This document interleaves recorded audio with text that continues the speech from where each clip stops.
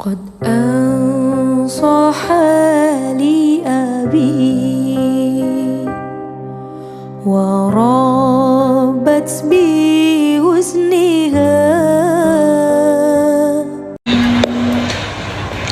Assalamualaikum warahmatullahi wabarakatuh. Bismillahirrahmanirrahim. Nahmaduka ya ghafur ya syakur wa sholli wa sallim barik ala sayyidina maulana Muhammadin wa ala alihi wa sahbihi asma'in nama ba'du. Pengersa para alim alamah, para kasepuhan, para kiai ingkang sangat kula hormati, utamanipun Kyai Haji Ahmad Mustofa Bisri dan keluarga, wonten Gus Yahya, Gus Menteri sedanten, dan kiai-kiai sepuh, wonten penantang kula fikih Kyai Marzuki. Mboten nantang. Ki Malang mboten niku. Terus kapan-kapan struktural pengurus NU niku piyambake Suriah mawon ampun tanfidiyah. Nggih kula memang dari awal kepengin taklim teng Mbah Mus, kula mboten biasa pidato lambi kados Kyai Marzuki, kula 20 menit. Ngeten nggih. Jadi fikih kita niku fikih Syafi'i. Imam Syafi'i itu ngaos kalian Imam Malik, ngaos usul fikih kalian Muhammad bin Hasan Asy-Syaibani, muridipun Abu Hanifah. Niki penting kersane sanad terjaga. Teng mriki riyen wonten Ki Bisri, murid saking Ki Khalil Harun. Ki Khalil Harun keluarga sarang, muridipun kakake namine Umar Harun. Riyen alim-alime Ki Sarang sause angkatipun Mbah Ghazali, angkatanipun Mbah Ghazali Ki Umar Harun, termasuk guru-gurunipun Mbah Dowi, gurunipun Mbah Muhaimin. Santen keluarga kula lasem nate ngaos Mbah Umar Harun, termasuk buyut kula kandung namanya Mbah Dimyati. Lalu ini alhamdulillah wau Kyai Marzuki mun panjang lebar rangno fikih, dan alhamdulillah tuduhannya selalu gak sah. Nggih. Kula matur alih Gus Samtong, Kyai Marzuki senane gak ngesano sembelian, kula bagian sing ngesano. Karena kalau ndak ada khilaf itu kasihan umat. Kalau umat ini tidak ada khilaf itu jadi repot. Sebab itu teng pondok-pondok diajarkan kitab namine Mizan Kubro, wonten kitab Qalyubi Umairah. Itu logika yang dibangun itu, kecuali mut'ah. Kalau mut'ah itu kita sepakat haram semua. Karena kalau kamu tidak mengharamkan malah kemecertok kepingin. Jadi haram mawon lah. Ngeten kalau logika yang di kitab Mahalli, ini kitab kesukaan keluarga Sarang. Di Dualiyah pasti diajarkan kitab Mahalli. Misalnya dabihah atau masalah salam, masalah sujud, itu mesti ada kaul awal, kaul sani, kaul salis. Dan itu ada pandangan yang nggak bisa dibantah. Misalnya sujud itu ya normalnya ya umur itu an asyuda ala sapati azumin. Saya diperintah Nabi ini sujud melibatkan 7 anggota, al jabhah wal yaden wal rukbaten wal kodamen. Sudah 7 kan. Tapi Imam Syafi'i itu sempat ngeper itu ya mulai ragu. Wayah tamilu, kata beliau, ikhtimal juga yang syarat pokok itu jabhah. Karena Nabi pernah berdoa itu sajadalaka wajhi, bukan sajadalaka wajhi wa yadi wa rubati wa kodami. Tapi saya sepakat sama Kyai Marzuki, nak sampean kemen sah mujma'alah anut Kyai Marzuki. Dan nak sampean kepengen jadi Kyai sing apian anut kula. Kula baleni nak kepengen mesti sah niku anut Kyai Marzuki. Dan aku pengen dadi Kyai apian anut kula. Kyai apian kuwi model dongane Allahumma illam akun ahlan an ablugha rahmataka fa rahmatuka ahlun an tablughun. Karena kalau fikih ini tidak dikhilafkan, apalagi kalau kita ngaji Sawi, tafsir Sawi, itu Jalalan dikarang oleh orang Syafi'i tapi disarai oleh orang apa? Al-Maliki. Itu sudut pandangnya luas sekali. Oke, saya ulang lagi, sudut pandangnya luas sekali. Dan kita misalnya semua di sini termasuk Mbah Mus, sanatnya itu sama. Karena induan di sini itu akhirnya kita ngambil Mbah Hasyim.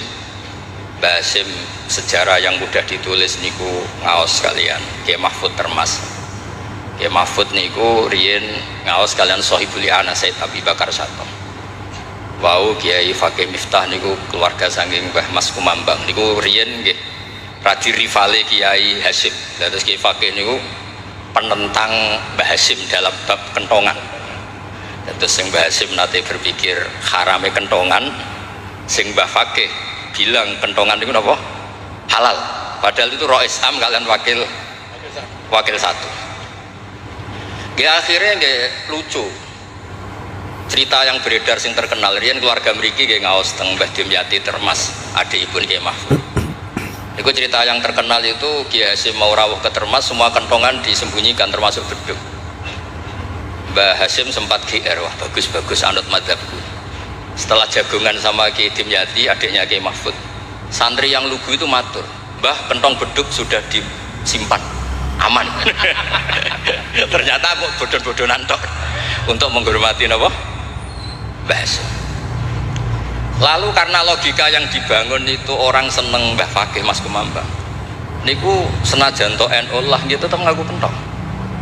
Kiai Fakih itu mboten trimo nak kentong itu disamakan dengan nakusun nasoro, kentongnya tiang Nasrani. Karena fungsinya niku tiang kebakaran nggih kentongan, tiang banjir nggih napa? Kentongan. Jadi tidak identik untuk manggil orang ke napa? Biak atau ke kanisahnya orang Nasrani.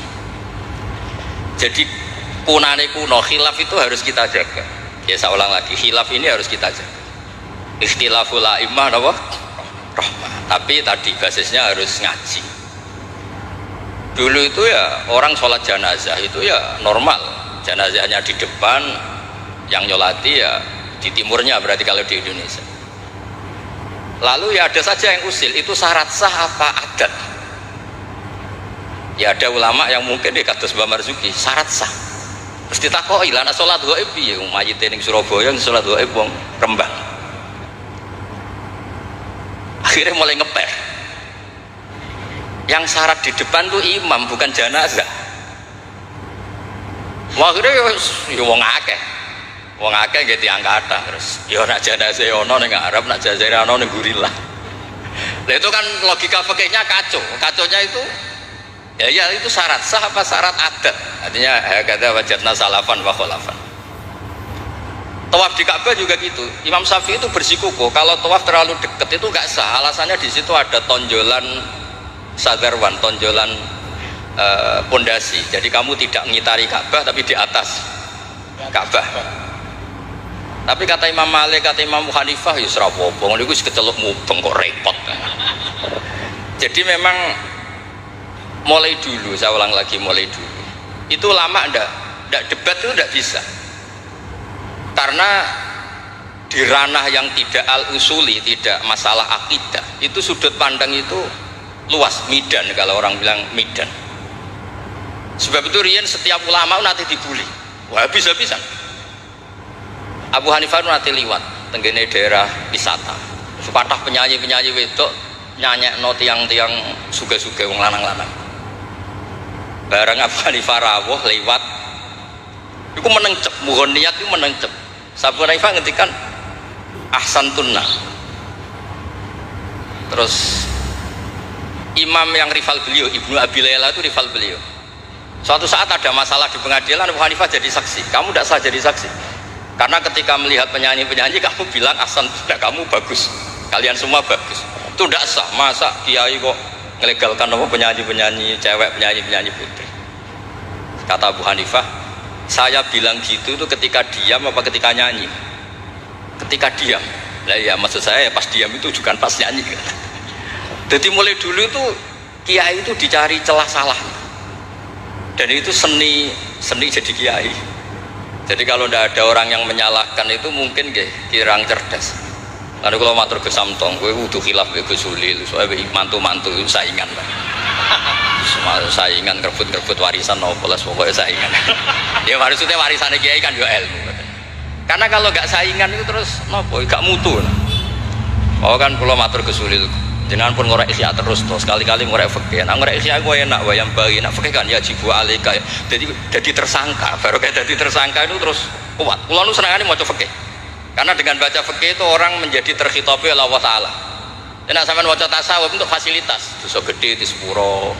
Kowe dosa kaya apa delok raine Pak Marzuki di sepuro, raine itu tasawuf. Fikih mboten. Oh, fikih niku ekstrem. Dunya ora iso diwaris durunge utang dibayar, termasuk utang haji ning Allah Ta'ala. Terus pokoknya ditersangkakan, tiang niku ditersangkakan ora kober. Benten nang ngaji tasawuf, makanya terus kula niku nak sakniki kan tasawuf itu beredar di mana, kula ora disusah. Iku golek para pangeran, golek terapi. Karena kula niku sering Gus kula nyuwun ngaji hikam. Takrib ya takrib. Mboten Gus hikam. Maksudnya piye karena terus ayem lho kan jadi gampang kabeh.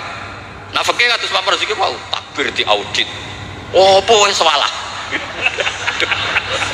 Lah tasawuf mboten guyu-guyu eling pangeran wis koyo wali kan penak. Oke niku repot muni Allahu Akbar kepanjangan A niku ya salah. Allahu Akbar itu salah, itu jadi istifham. Berarti maknanya apakah Allah itu maha besar? Tapi nak cara kula iku sing maknane istifham Pak Marzuki sing maca dhewe iku maksudnya ya Allah Akbar Allah maha besar. Wong sing maca dhewe kok sing maknane. Jadi niki tapi kena mesti kepengen sahanut Pak Marzuki. Tapi mau nak kepengen dadi kiai apian anut kula. Kula niku saking senenge kalian umat Rasulullah sallallahu alaihi wasallam, saking senenge. Niku kitab mazhab apa saja kula waos. Untuk supaya wong Indonesia iku ya ono sae lah. Wong-wong dia ya darani ra salah nggih. Ono sak tak golek-golekno. Wes golek-golekno. Nanti mungkin Pak Marzuki nyari masalah warid sama maur. Itu diantara kelebihan Imam Ghazali. Awal ngarang Ihya itu di bab Toharoh, di bab Al-Muzal wal Muzalbeh. Itu diantaranya beliau tidak membedakan antara air dikucurkan sama air najis bena ijanatin fiyama wa bena iradil ma. Termasuk nggak bedakan masalah kulate. Sudah sadar termasuk. Karena yo repot. Terus mohon maaf lah yo. Terus kula niku alhamdulillah kula niku diundang pengajian umum nak mboten wong sepuh mboten purun. Terus jangan berharap Gus Samtong, Gus Takiuddin bisa ngundang kula. Nate ngundang kula mboten purun. Mbak Mas Duki ampun kapundhut. Mbah Mus mboten wani. Kula nu sing mboten wani nolak niku Khori Mbah Hamid, mergi Mbah Hamid itu misanane Mbah kula. Mbah Mus. Nah, sing nom-nom ngundang niku nggih ra dikualat kira-kira. Mboten krana napa-napa, kula niku nyen kiye tenan, maksudnya mulang ngaji terus mboten. Nah, Pak Marzuki nanti petarung ya Pak. Petarung ya Pak. Wonten mawon korban ini wonten mawon sing mboten san mboten. Tapi itu saya lah, memang ilmu harus. Jadi kalau misalnya tawaf tadi. Tawaf itu banyak ulama yang mengatakan betul bimanzilati sholat, tapi ya ada se-ekstrim banget kayak sehingga Said Muhammad itu punya bab namanya tawaful haid. Tawaful haid, tawafnya orang yang haid. Padahal tawaf itu kan harus suci. Tapi masalahnya kadang pas dia haid, pas harus tawaf nopo? Ifadah. Itu banyak ulama yang mengatakan ya sudah tawaf saja. Tapi nunggu waktu yang mepet. Nah, karena mepet ini penting untuk ilah hadid darurat. Nah, ternyata beliau juga sudah baca, tapi beliau tadi gak mau cerita. Senengane kudu wong wedok sing kata aurati lho, kowe iso roh lho. Kula niki nggih suwe niki ngaji rilek mawon. Mula wae ngenten kula niku bapak kula niku seksine nggih Mbah Mus, bapak kula niku seneng guyon. Bapak kula pesen hak kena ngaji ku guyon. Wong ning omah wis mikir utang, mikir macam-macam. Lho bareng ngaji kok teror gak sah niku. Sakit maksudnya niku. Rai-rai bingung niku kan pun kathah. Dadi ngaji wis guyon, santai mawon. Tapi boten tasahul, saya ulang lagi tidak tasahul. Ada dua orang itu sering naudzubillah ya, sering selingkuh, nakal lah. Ya nasabnya agak jelas namanya orang nakal. Ini cerita di kitab Mizan Kubra. Setelah dengar kabar orang itu sampai datang ke Rasulullah. Ya Rasulullah, kita berdua ini sudah nikah. Itu Nabi jawabnya itu qad kharaja min sifahin ila nikahin. Ini sudah keluar dari status perzinaan menuju apa? Nikah. Dan Nabi tidak bahas masa lalunya. Sehingga dalam tradisi Jawa itu di fikih wali itu anut Syafi'i. Tapi orang ngungkit-ngungkit itu anut Hanafi. Maksudnya gini, produk putri yang tidak dari nikah sah itu kan tidak bisa intisab ke bapaknya. Jadi di bab ini anut Syafi'i, si bapak ilegal ini tidak sah jadi apa? Wali.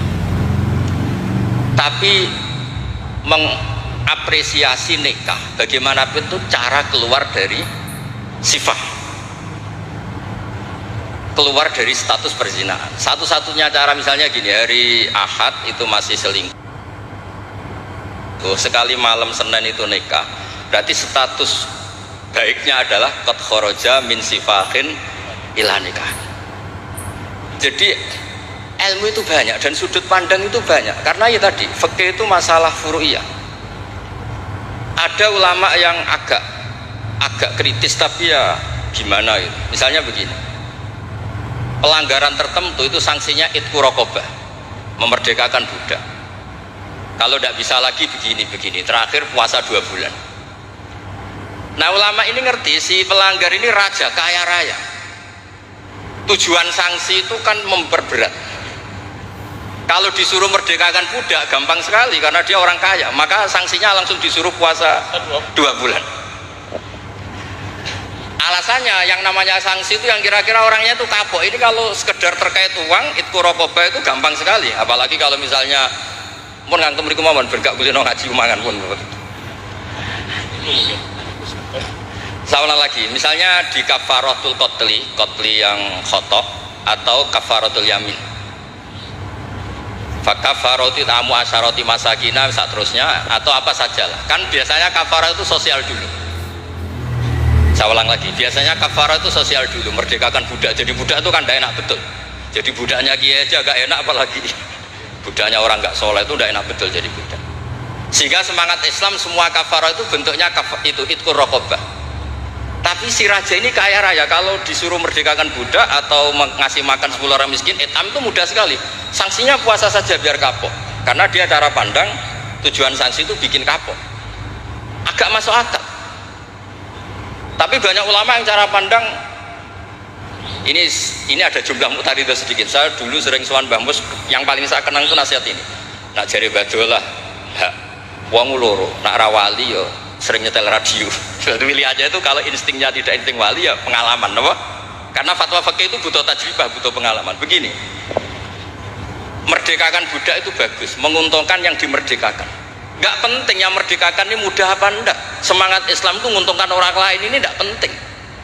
Saya ulang lagi ya, kalau ulama yang pertama tadi, Ba'duhum itu, kalau disuruh merdekakan budak atau ngasih makan orang miskin kan mudah sekali bagi orang kaya raya. Sanksi yang berat dia disuruh apa? Puasa. Masuk akal dari segi pelanggar ini, dari segi pelanggar ini. Tapi dari segi sosial, menguntungkan mana? Merdekakan budak apa puasa? Budak. Merdekakan budak. Lah sekarang Islam tuh lebih berkeinginan merdekakan budak apa berkeinginan ngasih sanksi orang ini? Merdekakan budak, falak tahamal aqobah wa ma adraka mal aqobah faktu raqobah. Akhirnya ini jadi ulama yang minimalis, dibully cara sekarang. Makanya kata ulama yang wali, wis ora usah dipikir urutane ning Quran ngono ya ngono, ora usah dipikir. Ini jenis wali. Yang jenis peneliti, semangat Islam itu merdekakan budak.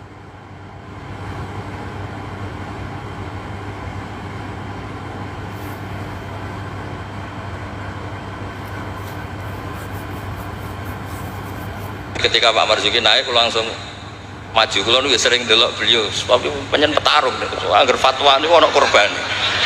Tadi petarung. Ya bagus lah, memang fikih itu butuh munazih itu petarung. Supaya ilmu itu hidup, bukan petarung yang tadi pakai santet, pakai apa enggak. Memang ilmu lah.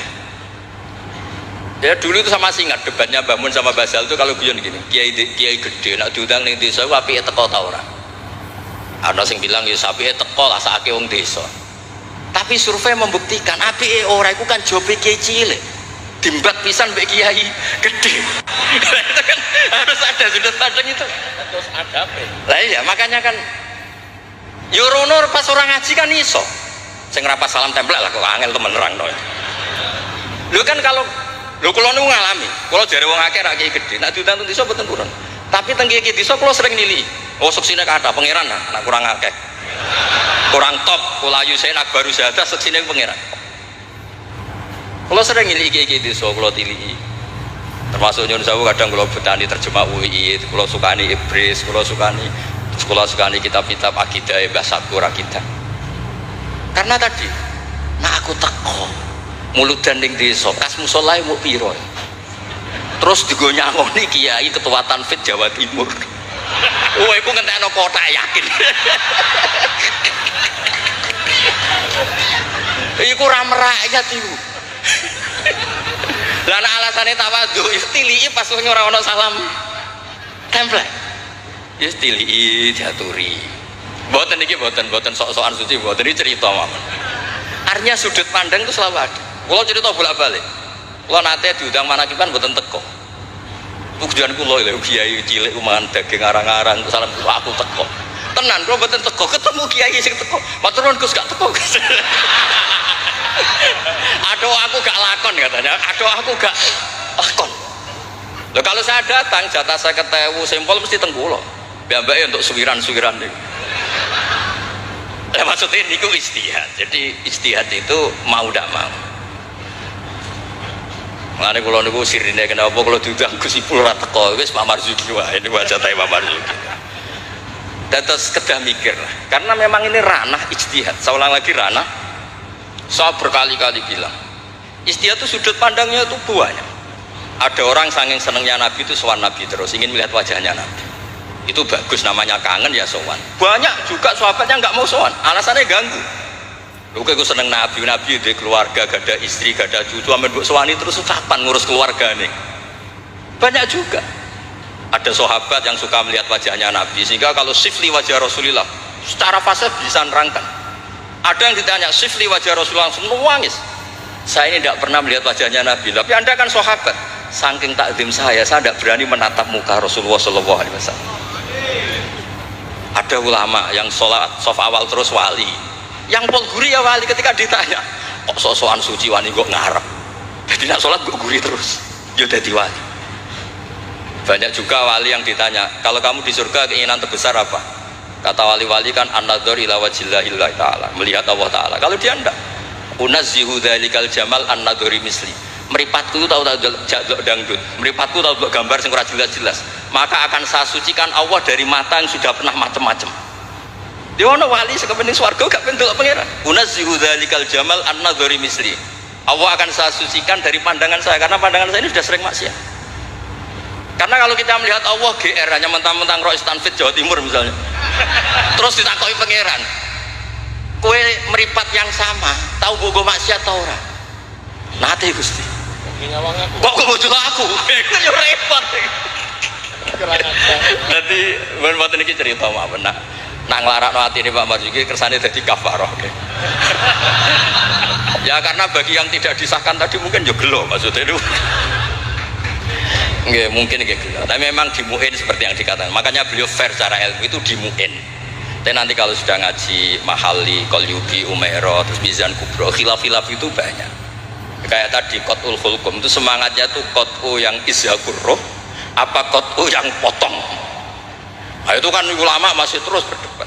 Ya namanya ulama itu tadi cara pandang itu pasti banyak.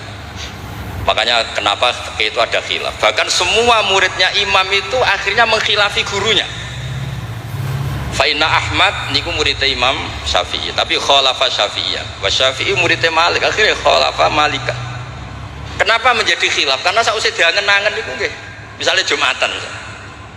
Jumatan itu cara jenengan itu kan harus orang 40 syarat sah. Tapi pertanyaannya, kampung situ yang mau Jumatan baru 20 kok disuruh berapa? 40. Sing gelem Jumatan mau 20 dikongkon pinten? 40. Jadi sudut pandang itu terus kenapa kok 40? Katanya kalau 40 itu mesti ada walinya. Lah sekarang orang 1000 pun nggak mesti ada walinya. Terus kedua, dikatakan 40 itu mesti jam'un kelompok. Lah 12, 20 juga sudah bisa disebut apa? Jam'un, sudah dikatakan kelompok. Lalu kalau nanti Jumatan tentang pedalaman Purwodadi, kalau riyen sering ngebis di Jogja lewat Pati gitu. Pas wae Jumatan itu tiangnya namung 6 nopo rolas. Santri kula niku tamat MGS Sarang. Ya baik ada kula mboten. Jenengan mboten ada gak. Niku maca Fatihah Pak Marzuki. Niku koyo wong ape kelahiran niku cerita bolak-balik. Bismillah. Wes kados perjuangan tenan. Aku ngomong ngene, aku sing menusa ora mentolo ora ngesahno apa meneh pangeran. Mergo macane Fatihah. Wis dinas wis perjuangan. Koyo wong ape kelahiran. Aku nak ada iku Allahu arhamu minni. Umpama aku juriwe tak sahno mergo ora mentolo apa meneh pangeran. Mosok wis kangelane ngono hasilnya mboten apa sah. Mboten iki cerita mawon mengke penantang pakainya anak badhe ngendikan nggih monggo. Karena ini agak dolim saya karena kan saya kedua.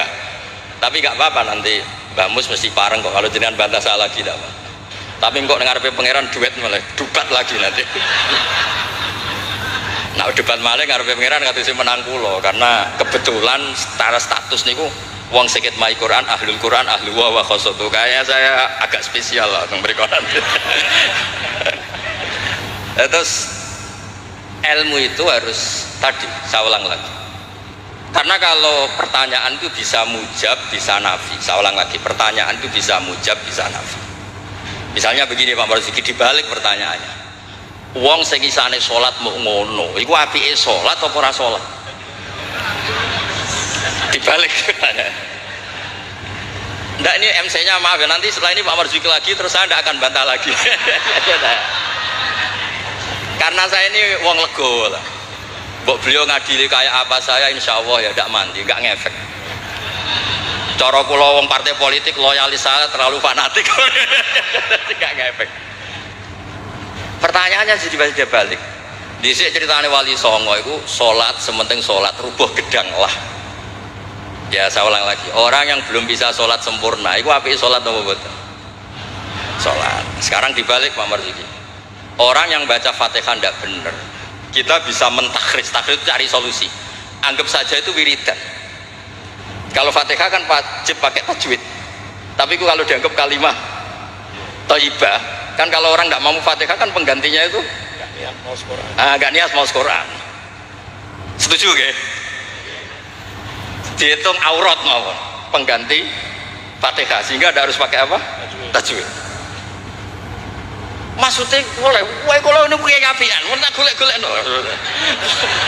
Tapi ampun mutah loh, kalau mutah memang kalau sepakat lah. Kalau yang ngoten-ngoten itu, mana kalau ini apian, mana babak ngoten itu apian. Kalau ini sinau itu tenanan, kalau nak sinau nganti nangis. Kalau ini nyon saya ini buatan sombong. Saya itu di rumah, tak kono toko-toko kula. Ku nak mangan nggih sithik, pakaian nggih sederhana. Kula niku isin sampeyan ketemu pangeran gara-gara kecelok wong alim salami templek diciumi tangan terus sampeyan tak takoki pangeran. Nang iku tok hasile. Kula niku gadah anak saking bapak. Bapak nanti dawuh Pak Hamid Pasuruan. Kan Pak Hamid itu sepupunya mbah saya dari keluarga Lasem. Ketika beliau dihormati sedemikian rupa oleh banyak orang itu, lho cung aku soleh, gue solehku dhewe ngadepi pangeran kok untuk donya iku hisabe rak repot. Makanya terus Mbah Hamid ngomong ketika itu wong dikekekno ben hisabe ku ringan. Lah kula nggih ngoten sakniki ngalami wong hormat sedemikian hormat. Dadi kula niku bangun pondok iku ora niat pondok kula ben gedhe, ngirangi dosa. Mergo wong nyumbang yo rada kacau, nak 100 juta niki pondok Gus jenengan 1 juta. Cara 100 juta sing kula pribadi mungkin nggih polah mun nyimpen tiang kathah wau cara bawon. Wong nyumbang yo rada suudon pek kiai kan niki 100 juta Pak Marzuki pondok nggih jenengan 1 juta. Cara diwalik ya wow ngabsen rodo yang makmum mau cara beli. Jadi wong nyumbang itu alhamdulillah kok ora dinakalan niku. Lah akhirnya untuk mengkafaroi itu ya kudu dibangun wong pesene kan nggih napa? Pondok. Jadi mulane sirrul ulama, rahasiane ulama itu bangun pondok pancen ngilangi dosa. Pancen kan nganggo pola apa simpen kan suatu saat kamu tergoda. Gua ayo apa-apa ya kan gitu. Nah, terus menyangkut tadi yang madhep ngalor tadi Pak Marzuki. Kita yang orang NU kan sering dikritik mereka bahwa Rasulullah itu idan sorofa min sholati itu akbala ali nabi wajhi. Memang akbala nabi wajhi, jadi kalau versi mereka benar-benar menghadap ke timur. Terus kiai kita kompromi, ya seorang madhep wetan tapi madhep ngalor. Ya resikonya tadi pelengahan tadi. Itu saya tahqiq baca di Fathul Bari di sarahnya Bukhari. Filosofi Nabi menghadap ke andekan di Indonesia ke timur. Kalau konteks Indonesia ke timur Itu untuk memaklumatkan kalau sholatnya sudah selesai. Jadi sebetulnya itu bisa diganti gerakan apa saja yang memaklumatkan kalau sholat itu sudah apa? Selesai. Takutnya Nabi ada orang yang iktamma bihi walam yadri annahu qad qada sholat. Takutnya itu ada orang makmum ngiranya Nabi fi sholatin, ternyata sudah ada sholat. Berarti apa? Makmum ini robtus sholatihi biman laisa fi sholatin. Berarti makmum ini menggantungkan sholatnya sama orang yang sudah tidak sholat. Misalnya begini, andai kan Nabi tetap posisi tahiyat akhirah madeg ini, Nabi tentu khusyuk anteng, terus Gus Samton datang ngiranya saya masih sholat makmum, usolli apa makmuman, padahal hakikat saya sudah tidak sholat. Berarti apa? Menggantungkan sholatnya diikatkan sama orang yang sudah tidak. Nah, karena Nabi takut seperti itu, beliau menunjukkan gatu gerakan fisik yang menunjukkan kalau beliau sudah tidak sholat. Makanya sirinya kiai-kiai alim tuh kalau misalnya nggak merubah posisi karena sanad torekohnya gitu, bilang astagfirullahnya mesti kenceng, bersalam astagfirullah, karena ini untuk memaklumatkan ini sudah ada sholat. Ya clear nih, maksudnya itu pentingnya ngaji tenanan, mau kitab tenan. Kalau nak diundang tiang nak betul pernah sepuh tak anggap haram tenan, sesuatu haram tenan. Karena yang belum diundang pun kata lah sudah lah. Kalau yang sinau tenanan sudah bisa dihitung dengan jari. Jelas termasuk pulau kan, betul niat sombong termasuk pulau. Nah Gus Samtong nggak percaya, saya kan betul apa? Mau kita cocokan pulau, murah apa Gus? Saya wajib. Nah tengen pulau tak kayak kitab.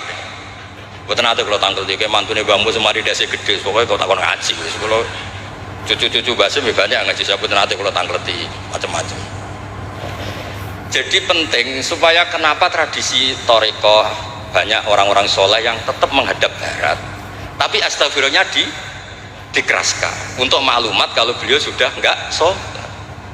Jadi enggak apa-apa sampai ndak akbal alil masjid, enggak apa-apa, karena sudah kadung dipakai kubu sebelah adat itu.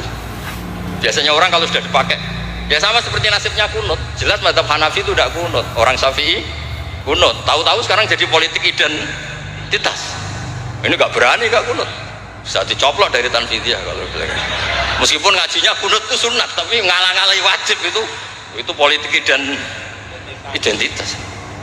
Berisiko betul. Makanya pernah Allah Ta'ala disifati aja gak terima pernah. Assalamualaikum warahmatullahi ta'ala wabarakatuh. Ada ta'ala, padahal ta'ala maknanya moho luhur. Mubalek berikutnya karena tidak, ormasnya tidak sama. Assalamualaikum warahmatullahi tanpa ta'ala wabarakatuh. Wong kok kasute ngono, wong apa disifati ta'ala kok gak terima. Assalamualaikum warahmatullahi tanpa ta'ala wabarakatuh. Jadi kalau nuruti kelompok itu nggih ngoten niki pun napa nggih petarung yang baik, pun apa pembanding yang baik nggih. Niki kula sudahi mungkin ambek badhe bantah nggih monggo, dan saya tidak akan bantah lagi. Nggih pokoke kula suwun perilaku yang salah dibenerin sesuai dawuh Pak Marzuki, tapi nak kadung kowe ra iso tak golek-golekno dalil. Wes aku nak ketemu Nabi itu yang sah. Nabi nak ngendikan wong dosa ngene elek, tapi Nabi yo ngendikan syafaati li ahlil kabair minhum mati. Yo nyalahno tapi nek kadung salah yo disyafaati. Ora kadung salah dibles. Assalamualaikum warahmatullahi wabarakatuh. Klarifikasi. Sami kok. Terus. Mboten dalem nderek ke Mas Duki menawi mulang santri kenceng. Menawi teng masyarakat awam. Ya Mas Duki niku enten tiyang tatuan iki kula tatuan salat sah. Kula belajar salat dereng apal Fatihah, wis maca tasbih sah. Ra apal apa-apa sah. Kula tiyang Jepang isone nyuwun sewu. Napa niku inna sholati wa nusuki wa sah. Jadi kenceng niku namung teng pondok mawon. Dan niki keluarga pondok dikencengi. Wassalamualaikum warahmatullahi wabarakatuh.